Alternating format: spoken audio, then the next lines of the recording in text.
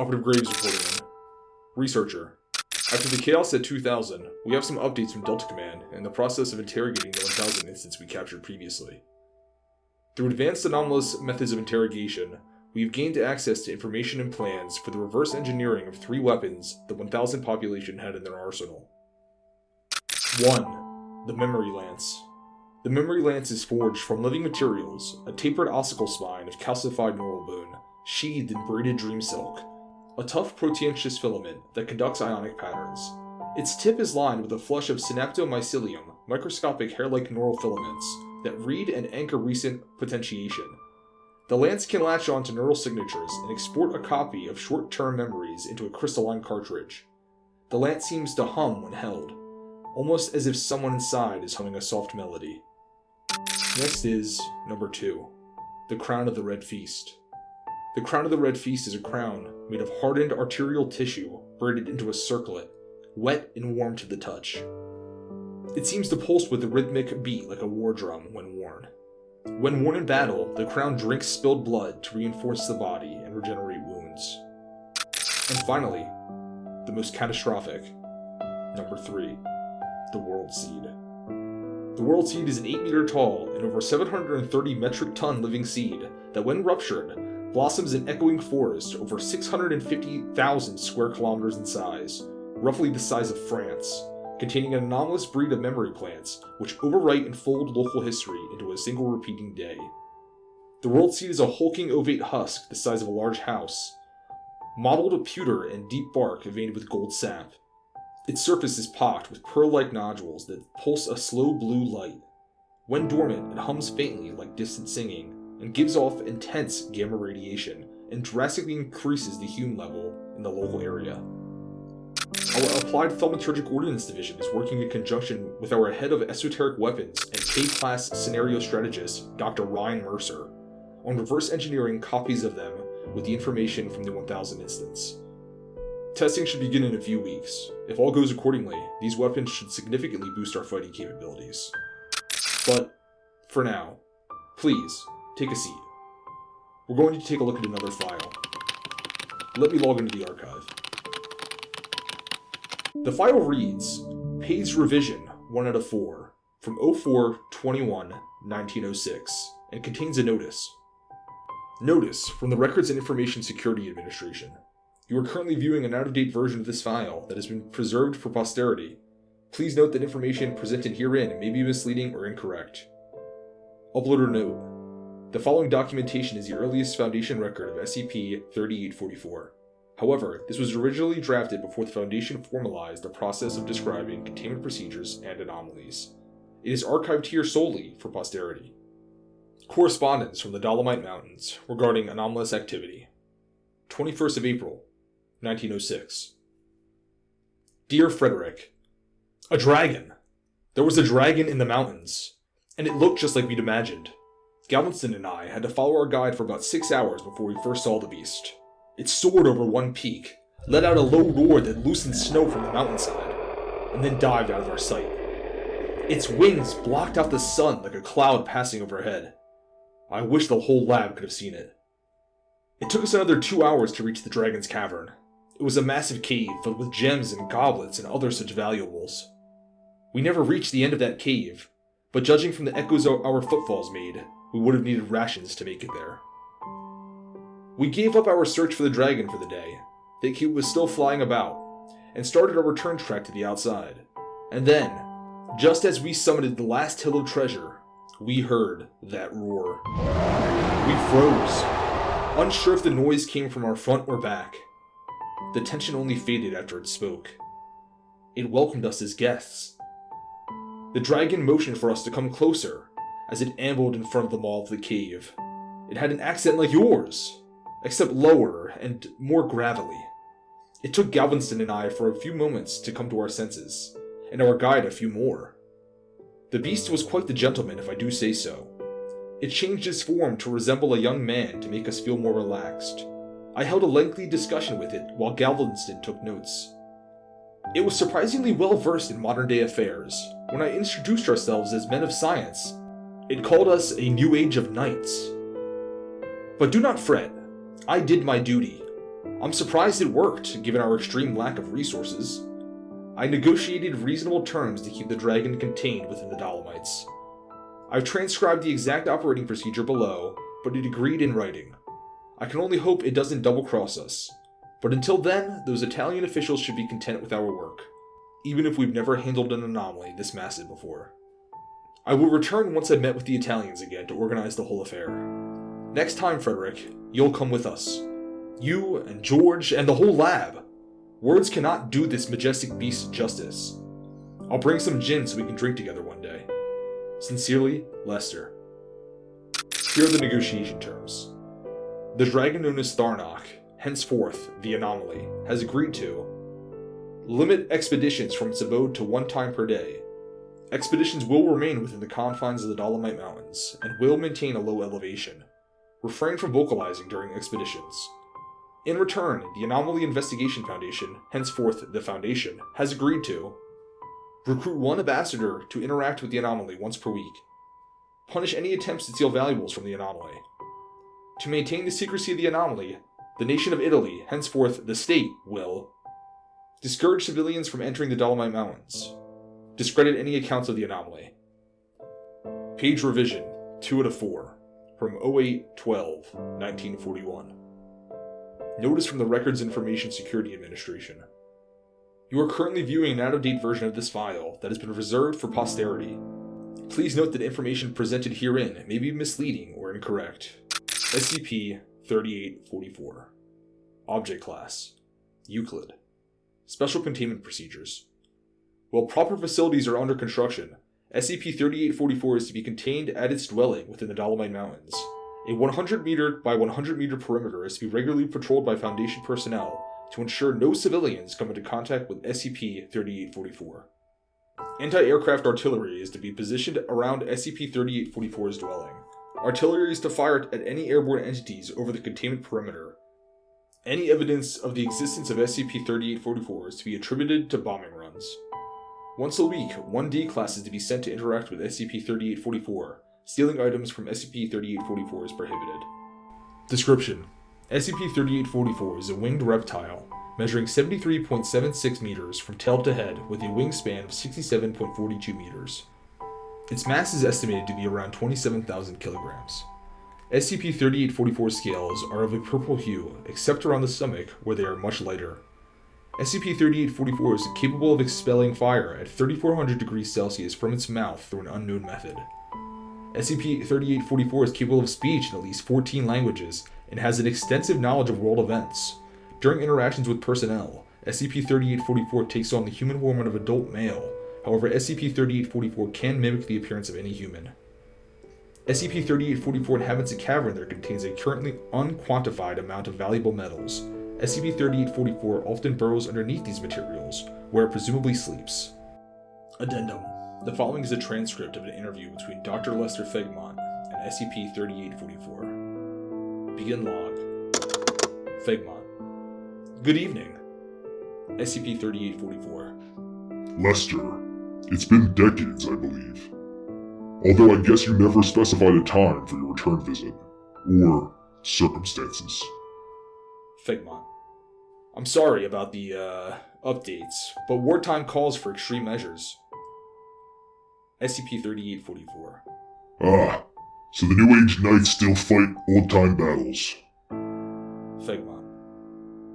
I wouldn't say we really fight. We just make sure the battles don't expose things people aren't supposed to see. SCP-3844. Like me? Fegmont. Yes, like you. But trust me, there are much, much worse things. SCP-3844. I see. Did you at least bring the gin this time? Fegmont smiles. I might run the show around here, but I still can't drink on the job. SCP-3844. Next time, then. Fegmont. Of course. SCP-3844. And will I ever be allowed to fly again? Fegmont. Hopefully, but not before the war ends. SCP-3844. The war is your whole world, isn't it? Fegmont. Not so much. Governments just pay us to keep the anomalies out of the hands of the other side. Can't imagine what would happen if people got a hold of anomalous rifles or SCP-3844. Dragons. Fegmont. Yes. Dragons. SCP-3844. Do you still perform research like you used to? I remember how you spoke at the lab. Fegmont. We do. One day, this war will end. But others of, your type show no signs of slowing down. SCP-3844. Sharpening your swords. Fegmont. I guess that's an apt analogy. SCP-3844. And your fellow men eye me the same way the knights did too. Like a prize. Fegmont. They're just taking the measures I should have when we first met. I'll come back when we discover new things to evaluate. SCP-3844. At the end of the war, right? Fegmont. At the end of the war. SCP-3844. I do hope I can trust you to uphold that. Fegmont. Of course you can. But until then, do you have any other questions? I believe all of mine have been answered. SCP-3844. Don't worry about me when there are larger issues at hand. You have a war to fight after all. End log. Page revision 3 out of 4. From 03/22/1984. Notice from the Records and Information Security Administration. You are currently viewing an out-of-date version of this file that has been preserved for posterity. Please note that information presented herein may be misleading or incorrect. Changes from the previous iteration are highlighted in blue. SCP-3844. Object Class: Euclid. Special Containment Procedures. SCP-3844 is to be contained at its dwelling within the Dolomite Mountains. A 100 meter by 100 meter perimeter is to be regularly patrolled by Foundation personnel to ensure no civilian comes into contact with SCP-3844. Anti-aircraft artillery is to be positioned around SCP-3844's dwelling. Artillery is only to be used in the event of a full-scale containment breach. Once a week, one member of the SCP-3844 project is to be sent to interact with SCP-3844 and take temperature and radiation measurements. A team of researchers are to take size measurements, perform IQ tests, and determine the maximum temperature of fire SCP-3844 can expel once per month. Personnel caught stealing items from SCP-3844 are to be disciplined accordingly. SCP-3844 is to be provided with the following reading material as part of its monthly measurements: Time Magazine, Science Magazine, Nature Magazine, Communications of the ACM. Description: SCP-3844 is a winged reptile measuring 50.22 meters from tail to end, and with a wingspan of 42.78 meters. Its mass is estimated to be around 18,000 kilograms. SCP-3844 scales are of a blue hue, except around the stomach, where they are much lighter. SCP-3844 is capable of forcefully expelling a methane vapor from its mouth, achieving temperatures as high as 1,950 degrees Celsius, and igniting it through unknown means. SCP-3844 is capable of speech in at least 7 languages, and has a moderate knowledge of world events. During direct interactions with personnel, SCP-3844 takes the form of an adult male. However, SCP-3844 claims it can mimic the appearance of any human. SCP-3844 inhabits an immense cavern that contains 2.69 by 106 kilograms of valuable metals, approximately $2.6 billion US. SCP-3844 often burrows underneath these metals, where it presumably sleeps. In conversation, SCP-3844 has confirmed that it is the inspiration behind a number of European myths involving dragons. It also claims to be the model for the Welsh flag. Addendum. The following is a transcript of an interview between 052 and SCP-3844. Begin log. SCP-3844. I've seen you finally returned. A few years late, but I guess that's only to be expected. 052. Yes, I guess I am a little late. Sorry about that. SCP-3844. Don't worry about it. You're obviously busy, and in the meantime, I've had all manner of new reading material. How long have you known about the nature of light? 05-2 smiles. Decades at least. SCP-3844. And the inner workings of our smallest building block? 05-2. We cracked open the atom during the war. SCP-3844. Before long, you might have an explanation for my kind. 05-2. Well, you'd be surprised how far science can get you. My division has discovered some things that aren't even anomalous in the first place. SCP-3844. So, has science finally found a way to let me stretch my wings? 05-2. Unfortunately, due to certain advances in radar, we can't risk you leaving the cavern. However, I've asked others to devise a possible way for you to expand your home. SCP-3844. Oh, have you? I'm looking forward to this now. 05-2. I do have to be on my way. Hopefully, I will see you again. SCP-3844. I hope so as well. End log. Page revision 4-4 from 11/04/2007. Notice from the Records and Information Security Administration. You are currently viewing the most recently updated version of this file. Changes from the previous iteration are highlighted in blue. SCP-3844. Object Class: Neutralized. Special Containment Procedures. The remains of SCP-3844 are to be kept in a standard containment locker for non-anomalous materials. The former location of SCP-3844's dwelling is to be inspected once every 72 hours for possible anomalous activity. Description: SCP-3844 was a winged reptile measuring 10.30 meters from tail to head, and with a wingspan of 8.33 meters. It was estimated to weigh 235 kilograms.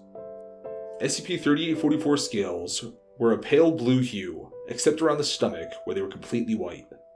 SCP-3844 was capable of forcefully expelling a methane vapor from its mouth, achieving temperatures as high as 1,950 degrees Celsius, and igniting it through an instantaneous application of thaumaturgical incantation number 43. SCP-3844 was capable of speech in at most 2 languages, and had little knowledge of world events. During interaction with personnel, SCP-3844 took the form of an adult male. However, SCP-3844 claimed it could mimic the appearance of any human. SCP-3844 inhabited an immense cavern that contained approximately 5.22 by 104 kilograms of valuable metals, approximately $13.4 million US 1984 dollars. SCP-3844 often burrowed underneath these materials, where it presumably sleeps. In conversation, SCP-3844 had confirmed that it is the inspiration behind a number of European myths involving dragons. It also claimed to be the model for the Welsh flag. Addendum.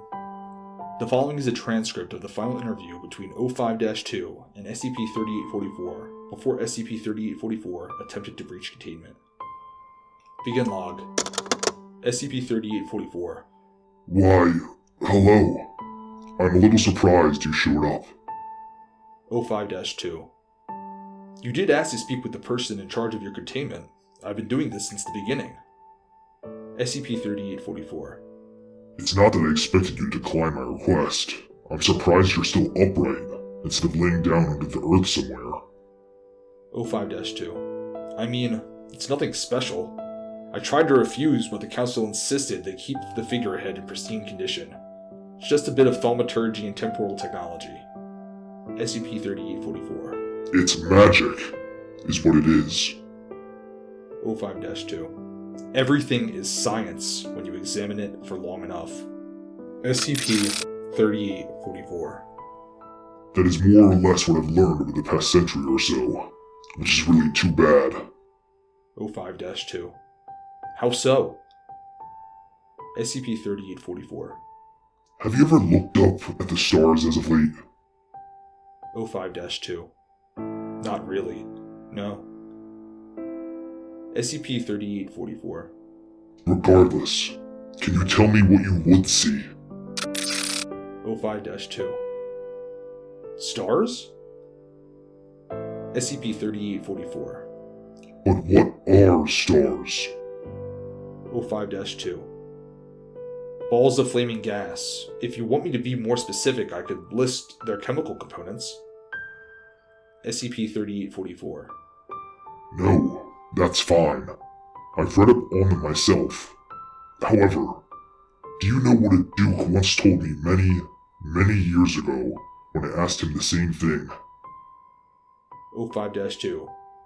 I believe he would have given you a much less accurate answer. SCP-3844. He said, "They're little lights from the heavens." His voice spoke with awe, much like yours when we first met. 05-2. Are you grieving over the advancement of science? Upset that we can now understand you? SCP-3844. No, I'm mourning the death of spectacles and miracles. I wish I could embrace science, but it takes away so much what I enjoy about this world of ours. It appears I'm allergic to the stuff. 05-2. Well, I don't have much I can do about that. SCP-3844. I understand. It's fine. I think I'll finally have to break our agreement. Although, in fairness, you did not exactly hold up your end. 05-2. I can't just let you leave. SCP-3844. I see no way for you to stop me. I really must be going. My wings have not felt the rush of air in a century, and I can hear my kins beck and call. 05-2. You seem quite confident. SCP-3844. Confidence is all I have left. I don't want to believe that the world doesn't need its whimsy anymore. End log. SCP-3844 was terminated by the anti-aircraft artillery stationed around its dwelling. However, inspection of SCP-3844's projected trajectory uncovered the remains of a non-anomalous Draco Volans. Additionally, the location of SCP-3844 no longer contained a large cavern, but instead a small hole, approximately 1 meter deep and 2 meters in diameter. Page revision 5/5 from 10/30/2025. Notice from the Records and Information Security Administration. The following is a provisional document and may contain incorrect or incomplete information. This document is to be updated as investigation progresses. SCP-3844. Object Class: Keter. Pending review. Special Containment Procedures. 05-2 has been assigned to oversee the investigation of SCP-3844 and the development of appropriate long-term containment procedures. Until this time, 05-2 will act as necessary to ensure the Foundation's objectives are met in regards to the anomaly. Description: SCP-3844 is the collective designation for numerous large winged lizards located within the Himalayas, Rockies, Appalachian, Andes, and Dolomites. Uploader's note: dragons. There are still dragons in the mountains. Leave it to the fucking Foundation. You have a walking, talking weapon of mass destruction, and instead of using it, you keep it starved of its freedom and locked in some shitty cave. I'm going to forward this file to our Xenobiology Research and Utilization Division. If these dragons are in those mountains listed in the file, we should be able to grab a couple instances without the Foundation being any wiser. Well, that's all for today, researcher. Dismissed.